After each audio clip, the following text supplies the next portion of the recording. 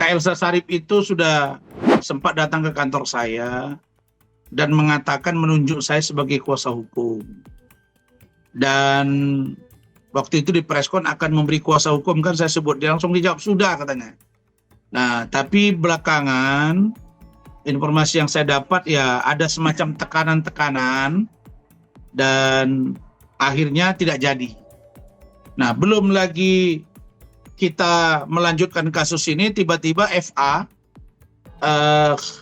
seperti tidak puas ke saya. Sempat kami ada grup berantem di grup itu, itulah yang saya telepon dia dengan kasar, dengan keras. Bukan kasar dalam pengertian negatif, keras karena saya nggak suka gitu. Nah, memang si FA ini, Farhad ini saya lihat suka ngomong cerotos, tapi begitu ditantangi orang dia nggak berani. Makanya saya bilang, dia coba mungkin bahasa kurang elok kepada Denny Sumargo sehingga Denny Sumargo datang. Nah, kalau saya dibegitukan, saya yang nantangin, orang datang ya gue layani dong, namanya kita nantang. Kan ibarat bola kita tinju, dia tantang ya datang, dia sudah ada main ring gitu.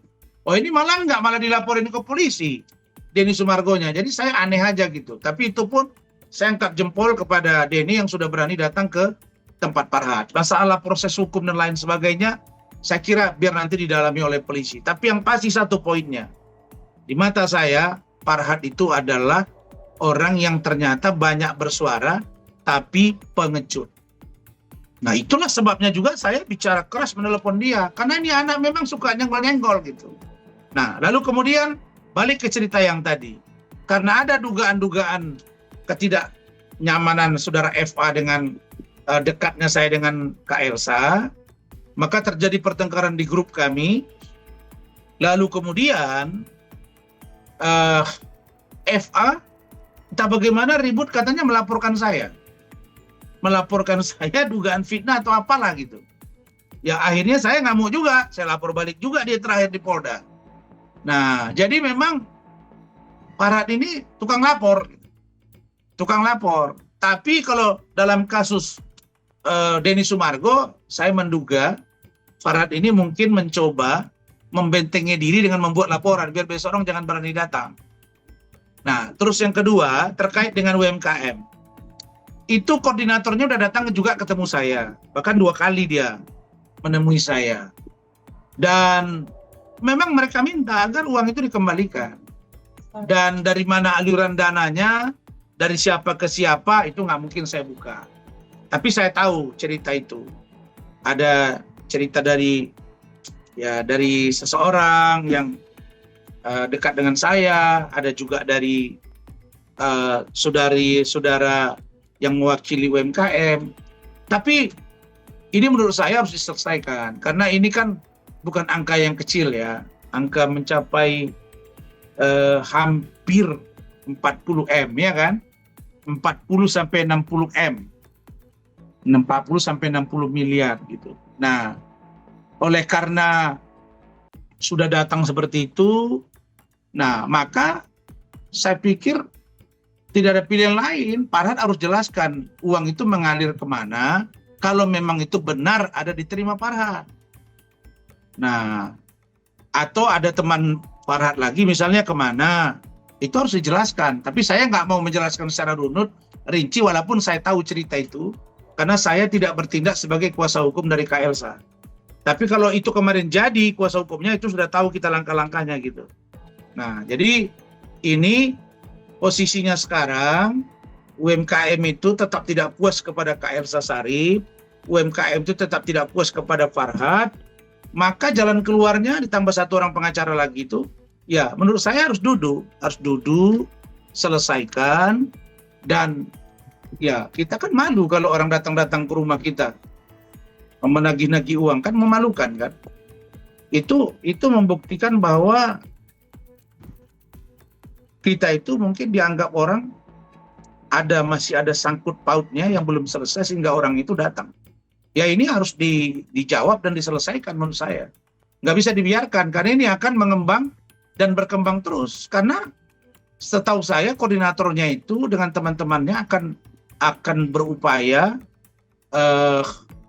mengupayakan apapun ceritanya dengan cara bagaimanapun agar uang itu bisa kembali. Itu yang saya dapat.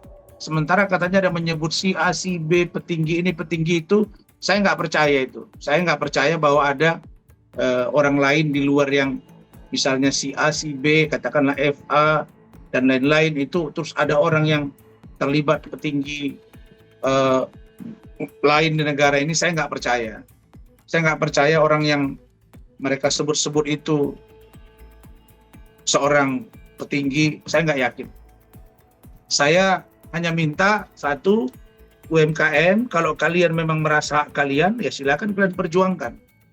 Kalau memang FA dan KLSA tidak terlibat di kasus ini, silakan kalian selesaikan juga. Kalau memang KLSA tidak ikut, ya KLSA harus bersihkan nama. Kalau memang FA ikut, ya FA harus bereskan. Kalau FA memang tidak ikut, ya bereskan. Itu menurut saya. Ya, Bang, Jadi banyak banget nih laporan-laporan dari FA ini ke orang, banyak juga laporan orang kepada FA kan. Jadi seru, jadi kita dia bilang saya pengacara pembela masyarakat susah, masyarakat miskin. Terus UMKM itu apa itu? Saya nggak tahu saya itu. Apa itu orang kaya semua? Betul kan? Nah, jadi ini harus linear dong pembicaraannya. Tapi saya bersyukur pada Allah, Allah menjaga saya. Yang kedua, orang-orang yang menzolimi saya dulu ya, saya catat ini satu-satu. Denis Cariesta, bermasalah, tersangka bentar lagi sidang, hamil, bunting, sampai melahirkan nggak ada bapak dari si bayi, tidak ada yang dampingi. Yang kedua, kemarin ada apalagi itu Samsul Caniago yang laporin saya ijazah palsu, masuk penjara.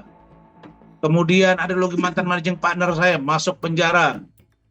Kemudian ada dokter juga kemarin begini-begini, katanya itu malah diduga berijazah palsu. Kemudian ada satu lagi dokter juga, itu katanya ada semacam inilah, kepribadian gini-gini gitulah. Saya lihat satu-satu orang ini dapat masalah. Saya bukan orang bersih, saya juga manusia kotor dan pendosa, tapi setidaknya saya berupaya lebih baik dari mereka.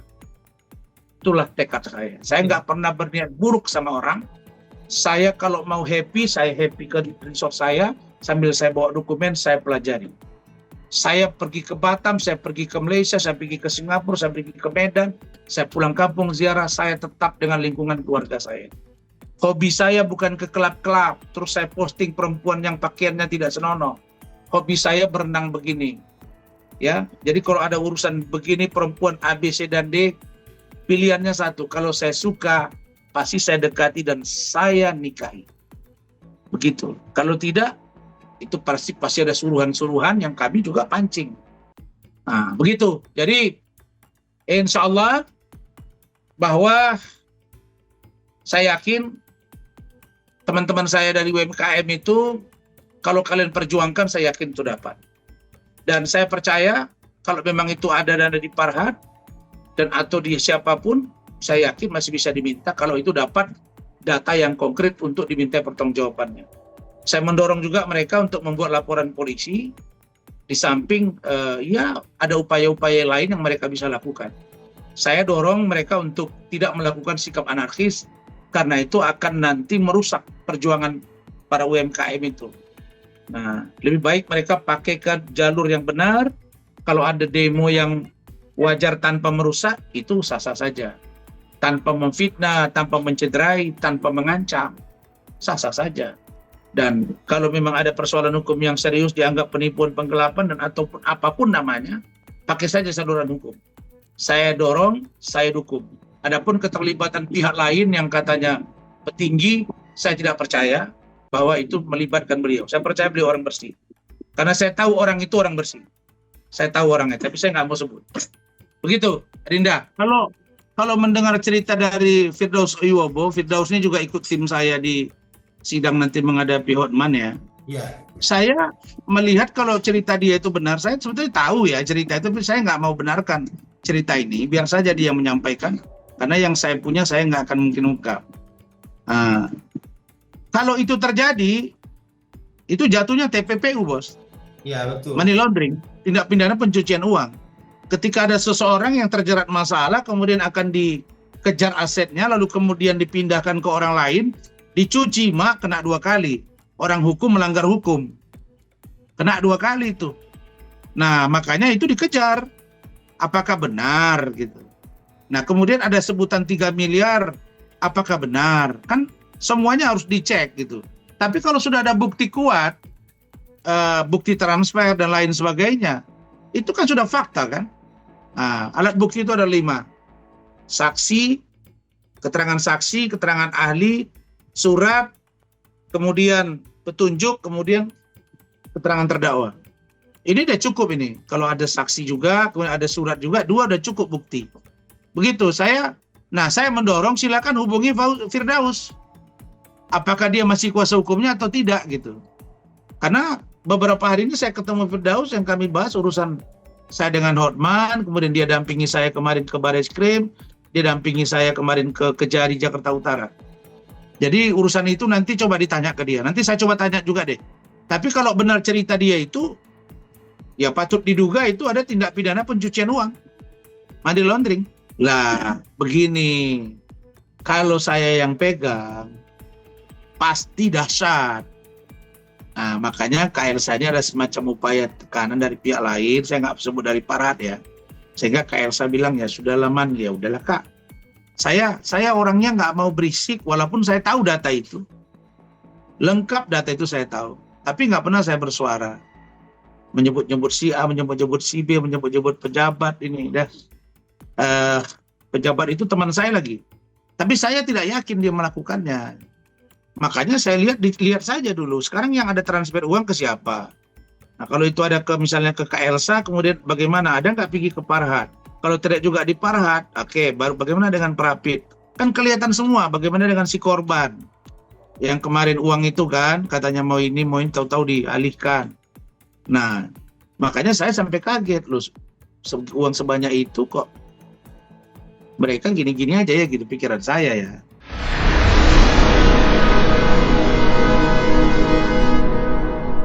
Jadi jangan lupa untuk subscribe Cumi Cumi. Ditekan ya tombol lonceng merahnya.